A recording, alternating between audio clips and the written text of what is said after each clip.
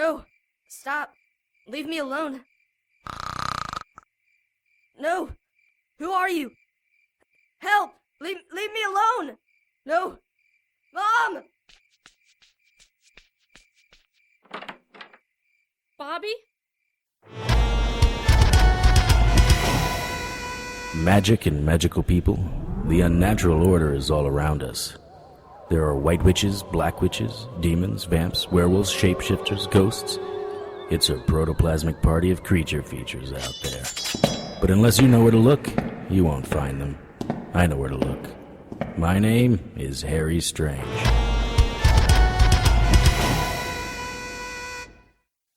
She sat on the couch in my office, twisting a napkin so tightly I was afraid she was going to cut off the circulation to her finger. She was casually dressed in a pair of black boots, jeans, and brown leather jacket that had seen better days. Her hair was black as night and framed a face that was too young to be sporting that many worry lines. I had the feeling she would be attractive, if not for the lines and baggage.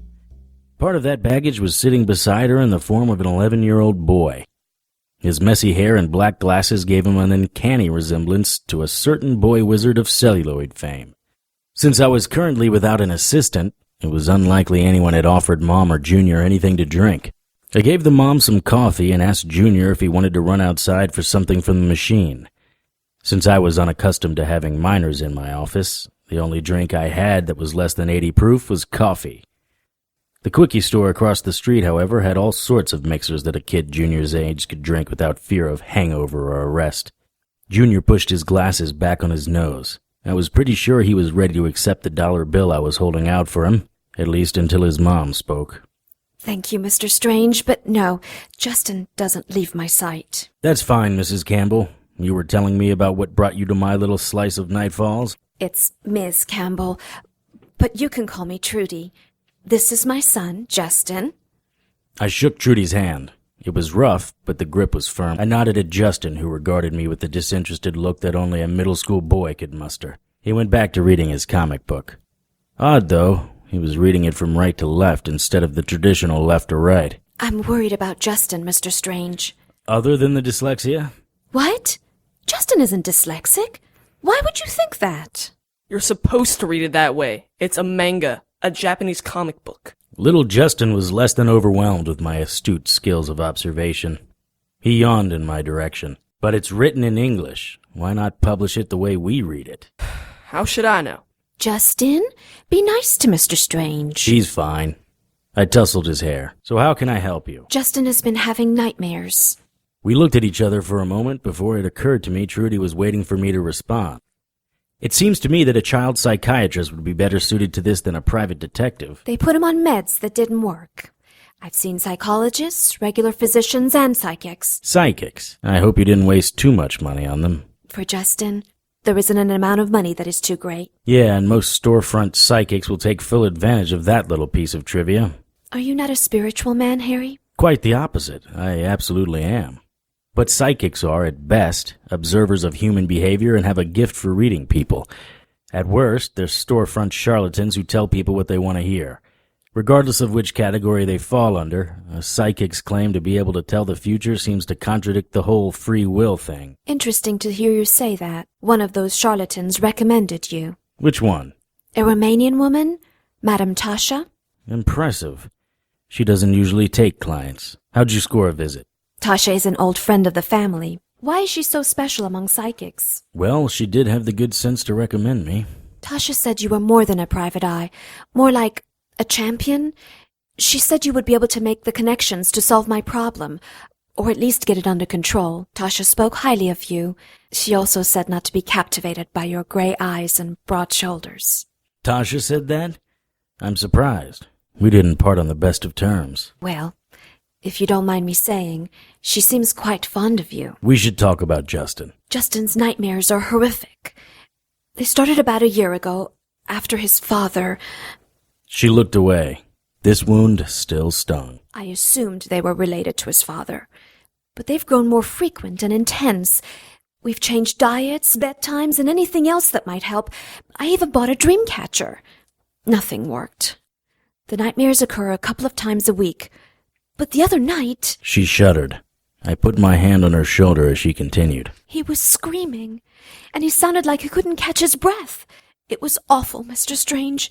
Justin was wheezing and choking.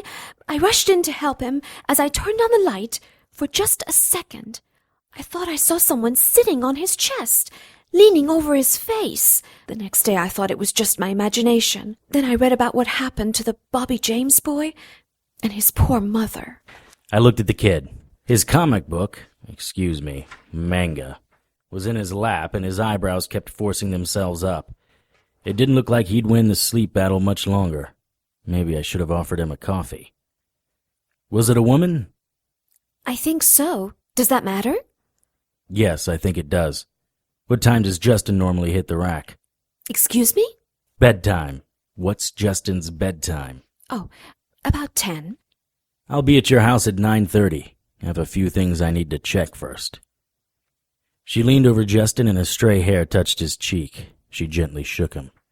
They walked down the hallway to the elevator, Trudy leading her son, the manga tucked under her arm. Trudy and Justin Campbell lived in the burbs just outside of Night Falls. Their house was a 3-bedroom ranch in an older neighborhood. I navigated my Monte Carlo through narrow subdivision streets and parked outside a house that could use a paint job and some gutters. Ah, the joy of home ownership. Made me glad I was a renter. The house was a split layout, which meant that the master bedroom was on the opposite side of the house from the smaller ones. Trudy led me to Justin's room. Justin's room was decorated in strange cartoon characters with white pointy hair, the only one I did recognize, Astro Boy. Rolled up in one corner was a sleeping bag. At last, camping, something I could relate to. Justin was sitting on a bed covered in sheets featuring a bald little boy with a blue arrow on his head. Is this gonna hurt? I took my kit from inside my jacket and put it on his desk. Of course not. Do I look like the kind of guy who would hurt a kid? I pulled the chair from his desk over to the bed. Trudy stood in the doorway, alternately picking her pinky nail and brushing a hair back from her face. I'm not gonna hurt you. What I am going to do is help you sleep, and the best part is, I'm gonna go in your dreams with you. You can't go into my dreams. Unless you're magic. Magic, huh? You mean like this? I reached behind his ear and pulled out a 50-cent piece. He was suitably impressed. Go ahead, you keep that. Huh, thanks. What I just did isn't magic, it's a trick. I'll show you how to do it. Some magic is just a trick. Like the man who makes the elephant disappear? Exactly. There are some explanations about why what I'm going to do works, but you don't need to understand them. You just need to know it works. This isn't a trick. This is real. But remember, your mom is standing right there, and neither of us will let anything happen. When you fall asleep, you'll see me in your dream. Don't be scared of me, okay? Will I be able to talk to you? Maybe. Now you lay back, and I'm going to put my fingers on the side of your head. Just relax. Think of a calm place. A place that's safe and warm. Imagine yourself getting lighter. Your legs feel like they're filled with air. Your arms want to float towards the ceiling. Now your legs. The room melted away from me, and at first, there was nothing but whiteness. Distance was impossible to judge. I felt warmth all over. Slowly, Justin's bed, with him in it, began to come into focus. It was still hard to judge how far away he was. I was certain that where I was still awake, the over there, my hands were on the side of Justin's head. If that contact were broken, I would snap back to the over there. At least, that's what I thought would happen. I was surprised how easily I was able to enter his dream. My mentor, Sansavani, taught me this process years ago, and I've only been able to successfully do it 3 times. 4 now. The whiteness was beginning to fade into a room, but not Justin's room. This room was a dull gray, a deep, thick gray that didn't allow the color to exist.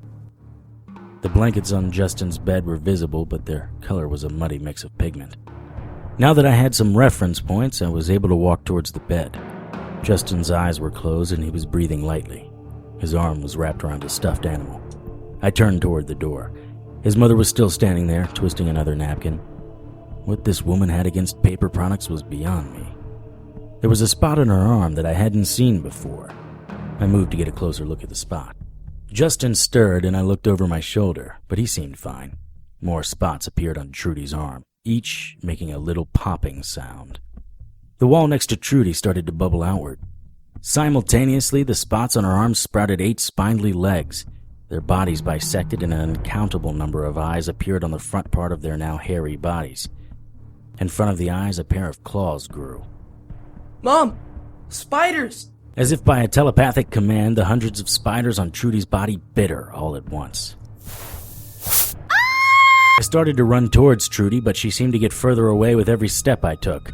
The wall next to her head bubbled out and then exploded. Thousands of spiders flew into the air, and all of them attacked Trudy. She fell to the ground under the weight of them. All I could see was her hand clawing out from under a shroud of black, biting spiders. Mom! Mom! Mr. Strange! Help me! Damn it, this was a dream. I was inside Justin's head. I turned and started towards him and saw a woman standing over him. At first I thought it was Trudy, but this woman's hair was too long. I went closer to her, trying to ignore the screams still coming from the nightmare Trudy on the floor. The woman, whose face was hidden by her hair, was stroking Justin's cheek as if she were comforting him. "Hey, who are you?" When she didn't answer me, I touched her shoulder. It was like touching a sack full of snakes. I pulled my hand back and she turned towards me. The boys' champion? I think not. He belongs to me, and you belong out there. I believe I actually jumped when I saw her face, which was red and blackened as if by fire. Her skin as cracked as a barren desert and just as dry. Bluish-gray veins punctuated her face like a road map. 2 rows of misshapen, yet sharp-looking, teeth filled her mouth. She came at me fast, her skeletal clawed fingers wrapping around my throat. There's something special about you. With more strength than a woman her size should have, she threw me backward towards the dream Trudy. I hit the floor hard, dislocating my shoulder in the process. I stood up and she was on me again. Special this! I threw a punch at her face and hit nothing but air. Next thing I knew, she was behind me. What scares a real champion, I wonder? I turned in time to be punched in the mouth with a roundhouse that felt as if it was thrown by Mike Tyson. I stumbled backwards over Justin's bed. I noticed that Trudy was no longer covered in spiders, and the wall was back in place. The woman pulled me up by the lapels of my jacket. I'll save the boy for another night. I am much more curious about you. With that, she head-butted me and everything went black. My head felt like it had gone through the spin cycle in an industrial washer. I wasn't sure if I was out for a minute or 100 minutes. I was still in a bedroom, except... No, it couldn't be. I checked my clothes. They were different. The style was... Suddenly the floor began to fall away. I rolled and tried to grab onto the bed. Too late. I felt myself falling through infinite space. My hands clutched at the air and caught only air. Just as I hit the ground, I found myself standing at a dock, the sword of Yarlin in my hand. The smell of the sea air and the sound of the gulls brought everything back to me. Despite the cold breeze, I was sweating. Not 5 feet in front of me was my wife Madeline, Maddie to her friends. She was holding a female sailor in front of her. Maddie and I had only been married a year before a vampire named Vale kidnapped and turned her. I knew how this was going to play out. Somehow the Mara had managed to find the one nightmare I had and was making me live it. I tried to force myself awake. The one thing different was that Justin was still here. He was wearing a sailor's uniform and sleeping on a bench. He looked drunk. I tried to call out to him, but Maddie spoke first. Hello, Romeo. Nice to see you again. I didn't want to say anything. I wanted to run and avoid reliving it, but my mouth and legs had other plans. Slowly, I moved towards Maddie and the sailor. The sailor was young, probably barely old enough to wear the uniform. She looked scared. Of course, anyone with a vampire on one side and a man holding a sword on the other would be scared. I'm not Romeo, and you certainly aren't Juliet. Or Maddie. You're an abomination. You promised to protect me. You said they would never get me. We'll take a good look. This is what your protection does. I did everything I could to save you. Put the girl down and we can search for a cure together. A cure? Why would I want one? I am immortal. She opened her lips and licked her fangs. Then she licked the sailor girl's neck. I didn't want to see this. I tried willing myself awake. Please, Maddie, I'm begging you. Let her go. My left hand dropped slowly into my pocket. Please come with me. The worst night of my life was replaying itself, and I couldn't stop it. I moved towards Maddie and the sailor. Don't come any closer. You're gonna kill her regardless of what I do. Another step. My hand closed on the special gun I had pulled out. True enough. Will you cut off my head? I don't want to, but I will. I don't think you will. I don't think you can kill the one woman you ever loved. I guess you showed her, didn't you? I spun to where Justin was sleeping. The Mara was sitting next to him, her nose close to his mouth. You chopped off her head. Do you remember the look on her face when you swung the sword? Look there. I didn't want to, but you know how things can happen in dreams. I could feel Maddie pulling away. I held her hair in my hand. You shot me. I can't believe you put a silver slug into your wife. The sailor lay on the ground, blood flowing freely from her throat. It's not too late. Let me finish feeding. Better yet, feed me, and we will rule the night forever. Maddie, please. We can find a cure. There's a group I know of who are trying to fix this. You're such a Boy Scout. No one is ever going to be able to fix this. Come on, lover. Give me a kiss for old time's sake. She leapt up with more strength than I thought was possible. It was instinct more than anything that swung the sword. No, please. I love you. Her body fell to the ground. Her eyes still watched me.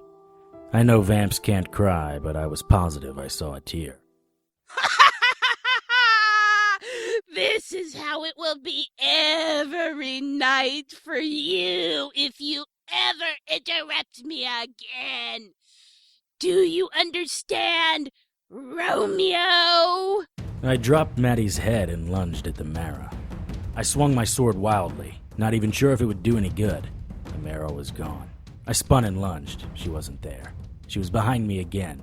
I smelled all the foulness of an open sewer when she spoke, her breath burning the back of my neck, her hand tightening on my wrist. Every night you will kill your wife. Every night she will die at your hands. Every night for an eternity you will feel what you feel now. Remember that, Harry Strange. She twisted my wrist until it snapped. Then the Mara pushed me and I fell forwards into an internal darkness. Are you okay? Wow, I saw you. That old woman beat you up pretty good. Justin, shh. Mr. Strange is here to help. Mom, you should have seen it. First she headbutted him, and then she... Enough! A crazy monkey was pounding on a drum inside my head. My shoulder screamed with each movement, and I was certain that my left wrist was broken. The plus side was that I was already beginning to heal. Can I get you anything? Pop-Tarts. What? Pop-Tarts. He said Pop-Tarts, Mom. We don't have any. Mom says they're junk food. Muffins, waffles, anything high in carbs. Baked potato? Perfect. My body has miraculous healing properties, but they drain me. I needed carbohydrates to restore my energy. I started to stand, and my shoulder voiced its displeasure along every available nerve ending. My broken wrist added to the symphony. You may want to look away for this. My shoulder's out of socket, and I need to put it back. This may be a little gross. No way, I'm not missing this. Did you see anything in your dream? I saw you, and I saw the old lady. I think she tried to do something to my mom, but you stopped her. You killed a vampire. While Justin was talking, I lined up my shoulder with the door frame and... Ah! Damn, that hurts. Never try that at home. I'm a professional. Whatever. Tell me about the old woman. Have you seen her in your nightmares before? Yeah. Lately she's been there a lot. What does she say? What does she do?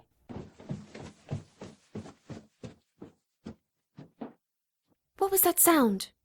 I didn't hear anything, did you? Nope. Justin was just telling me about the old lady who rang my bell. The old lady I saw? Possibly. Well, probably, really. I mean, after all, how many old ladies pop up in the bedroom of an 11-year-old boy? Is that potato for me? Yes. I hope you don't mind. I just tossed it into the microwave. Perfect. Justin, please continue. She's been in my dreams a lot in the last few weeks. She says that I am almost ready and that my name will be sung in the new world. Me and the other boys. She said soon she and her sisters would be ready. Ready for what? This doesn't make any sense. How can someone from a dream do this kind of damage? It's not like you can pull things from the dream world into the real world. You assume that the dream world is ethereal, non-existent. But that's not always the case. Sometimes a dream is ephemeral. Certainly to the dreamer, and for those entering the dream the way I did. That means that old hag is real? That old hag. I like that. The hag is Mara, or more technically, a Mara. One of 7 hags who cause nightmares in humans. Justin scooted closer to Trudy, who had sat next to him on his bed. The Mara are spirits who collect human fear, not the fear itself. That would be silly. Justin was accepting everything because that's what kids do. They haven't lost the ability to see the magic, to look behind the mask of reality and see the truth. Trudy, on the other hand... Harry, if you don't mind me saying, this seems all a little... bizarre, Twilight Zone-ish, X-Filey. Pick the fantasy show of your choice, but you must admit that A, you saw me sitting next to Justin the entire time, and B, for no apparent reason, I was knocked out of the chair, and C, my wounds don't match those of a man who just fell out of a chair. Now, you can sit there and disagree with what I'm saying, or you can accept that there may be some truth to this and allow me to help you solve the problem. Which will it be? I accept that what you're saying is happening, but you have to admit, it's a bit much to take in all at once. Trudy, magic, magical spirits, and things are all around us. Everything we take for granted today was once either magic or fantasy. Phones without wires? Crazy talk. Surgery with robots. Insanity. Quantum physics, microbes, gravity, all things you can't see but affect your life. Is it really that far of a stretch to accept other realms of reality? Now here's what we need to do. Delicious potato, by the way. First, we need some coffee. So no one falls asleep? Like in the Freddy Krueger movies? No. I just think better with coffee. I did what research I could online and then went back to my office to look into some grimoires I had collected over the years. The details of the Mara were sparse. The more I read about them, the more concerned I became. What I could find spoke of their formidable powers and strength. There were 7 sisters. In some stories, they acted as succubus, stealing men's souls and causing nocturnal emissions. Some stories had the Mara as the daughters of a demon, temptresses who tried to seduce the Buddha. Of course, according to this story, the Mara were beautiful. Not like the veiny, snaggle-toothed hag I saw. I rubbed my shoulder. My wrist was working fine, 5 by 5 as the old flying aces used to say. None of the stories mentioned how to kill a Mara. I was beginning to think it had never been done. Or perhaps the Mara Slayer died slaying the Mara. I kept digging. One of the things that bothered me about this was why Justin? There are billions of people on the planet. What was so special about this boy? As far as I could tell, he was a normal middle school kid with average grades who liked manga. I opened another window on my Mac and went to the Night Falls Vital Records page and clicked on the employee portal link. With the help of a friend's password, I would be able to access all the birth records and marriage licenses in the state. I found Justin's birth certificate. Interesting. Under father's name was one word, unknown. What was it Trudy had said? Justin's dad left about a year ago? Assuming he was the same guy, why wouldn't she put his name on the birth certificate? Maybe she did. Maybe someone at the hospital neglected to fill in the form. 12 years ago. Curious. I fumbled around for yesterday's paper to get the other victim's name. Were the cases related? I think so. The other kid's mom said she thought she saw someone sitting on her son's chest. That's too bizarre to just be happenstance. Metro section. There it is. Okay, now let's check this with Justin's records. Now isn't that something? I'm a big believer in free will. I also believe that from time to time the universe, the creator, someone or something more powerful than me sends me a sign. Sometimes it's synchronicity. That World War I Army field jacket you bought at the thrift store ends up having a laundry tag that indicates it belonged to your great-grandfather. Other times it appears to be a coincidence, like the fact that 3 boys, 2 of whom are now dead, all share the same hospital and delivery doctor. I accept synchronicity. Coincidence, on the other hand? Well, that's just the universe smacking you upside the head with a rolled-up newspaper and telling you to investigate further. Tonight's episode, Harry Strange 104, Nightmares, was written and directed by Tony Serecchia and produced by Brianne Ahern. All material is copyright by Tony Serecchia and used with his permission. Featured in tonight's cast were Parker Weirling, Amanda Weirling, Kellen Stennett, Carissa Johnston, Brianne Ahern, and Kimberly Poole. Harry's theme music was written and performed by Lance Hogan and is copyright by Lance Hogan and used with his permission. Contact Lance at his email, hoganl@yahoo.com. Incidental music was written and performed by Kevin MacLeod and is copyright by Kevin MacLeod and used with his permission. Visit Incompetech.com for more of Kevin's music. Visit HarryStrange.com to keep up with the latest news and information on everyone's favorite private investigator. Send your questions, comments, and suggestions to producer@harrystrange.com. For The Harry Strange Show, I'm Sarah Serecchia.